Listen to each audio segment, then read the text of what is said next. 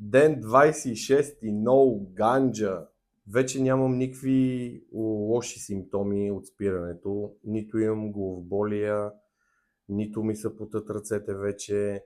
Даже не си спомням последните 2 дни за кошмари. Може би съм сънувал, но не си спомням какво точно.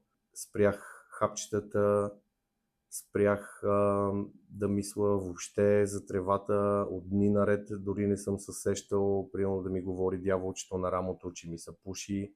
Общо взето се чувствам много добре, повтарям се, но е самата истина, чувствам се по-жив от всякога, по-себе си от всякога и в момента чувствам всички чакри са ми се отпушили и отворили и общо взето е най-доброто решение, което съм взимал в живота ми. Пак ви казвам, пак се повтарям, помислете си, заслужава ли си наистина да правите това нещо.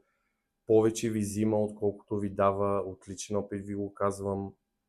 15 години се самозалъгвах, а е било точно обратното. Нищо не ми дава, а само ми взима. И само още нещо да допълна. Продължавам да чета коментари от сорта на до кога ще броя и за какво продължавам да го правя това нещо. Хора, не пуша от 26 дни, аз съм пушил 15 години. Според вас дали съм се измъкнал от каквото и да е или дяволите ме чакат за тъгъла?